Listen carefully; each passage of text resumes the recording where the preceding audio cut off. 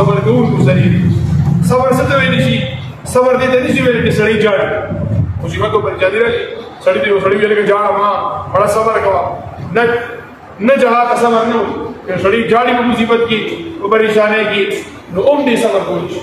صبر دې ته ویل شي چې سړی دا الله پاک په تقدیر باندې رضای چې کوم څه د وسنه بار دي خیر لګا دیږي مثلا یو سړی دی نږدې کسي وفات شو پلار وفات شو مور وفات شو رور وفات شو زوی وفات شو خزه وفات شو خور وفات شو تر زوی وفات شو نږدې یا رښتیا وفات شو د وسنه بار نه چي او کرا کنټرول دی جاړي دا جگہ چې دا صبر خلاف نه خو په دغه مصیبت او پریشانۍ کې جزا فزا کول یعنی بد رجوي یا تقدیر باندې سوالونه وچتول یا ډیر زیات داسې فریاد کول چې فریاد بد لګي یلا داسې مصیبت او پریشانۍ کې مبتلا یو مړه موږ څه د چا ما لاس ته وانه پاسولیو چې ګورو مصیبت کې نو هغه زمون پسې راځي او کان چې راځي زما په سر لګیو زه ودرو چا په متکړې داسې کې خبرې دا بیا کفر شي نو داسې کې کفر خبرې کې څوک نه لاسه ماته خلاف ان سړی داسې کې خبرې چې هغه خدای باندې د الله پاک په تقدیر باندې سوال یا د الله پاک په فیصلو باندې سوال لکه نبی علیہ الصلوۃ والسلام خپل ویلي ابراهیم وفات شوی دی نبی علیہ السلام خدای ډېر دی چې ابراهیم ان بفراقک لمحزون ابراهیم موږ ستاسو د دایمه د خپل خو سره دې خفګانا وي موږ د الله پاک د تقدیر په فیصله باندې راځي دا یو د مرګ نه علاوه څه پیسې وګورئ دا په دې ډول د کومه قبل ته خفګان دي اوس ته دغه ټیم کې ویل کړه ته خفګان مړ سوا نو هغه وایي چې خدای مدد ملت چې ما ته شو ته ویل چې ته خفګان دا انسان نو وسته فمخاو به دوه خفګي یو قیمتي شي چې روښ شوی نظر دې روښ او دې په خبره خیر دې خبره او په دغه دوران کې رلندا تسلی ورکول چې دا ارسل الله پاک ورپسې دې روان او الله پاک باندې راغلی او الله واغشت او د تقدیر په سره الله به خوشاله رضا وي چې الله نو وسن به خوشاله او نور انسان او پیسې راغله خطر کوي اوس داسې خپلان دا صبر خلاف ده دې ته وی ایو الذین آمنوا استعینوا بالصبر زګ یو حدیث شریف کې د مسلم شریف روایت نبی علیہ السلام ارشاد فرمایي عجب لامر المؤمن د مؤمن ډېر عجیب معاملې او د په هر کار کې خیر دی لکه خلک نو وي د پولیسو په خیره کې خیر نو د مؤمن په خیر کې خیر دی او په خیره کې خیر په پریشانۍ کې د خیر دی او په خوشاله کې د خیر عجب لامر المؤمن د مؤمن معاملې ډېر عجیب ده اذا اصابته سراء فشكر فكان خيرا له کده ته خوشالي رسي شکر وباسي دامونه ورد واذا اصابته ضراء او کچري پریشانی وته رسي نو فصبر فكان خيرا نشادنیت شکر تذکرہ او د صبر کو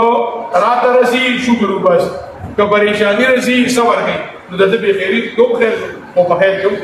دغه په هر صورت کې خیر دی کله په پریشانی راځي او د بګي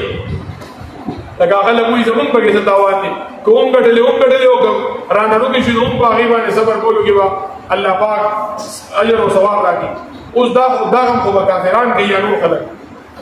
چې دا غي د آخرت امید دي یا ایو الذین زګو فقهاوی چې د مجاهد د میدان جنگ په دوه صورتونو کې خیر که غازی شنو خیر او که شهید شنو خیر د نور خلکو د اسلام د جهاد نه علاوه د نور خلکو صرف په فتح کې خیر چې جنگ وکړي او په مرګ کې خیر نشته لکه یو سړی غیر مسلم دی او دی په میدان جنگ کې د دشمن خلاف لګیا دی نو په دغه خوتش نقصان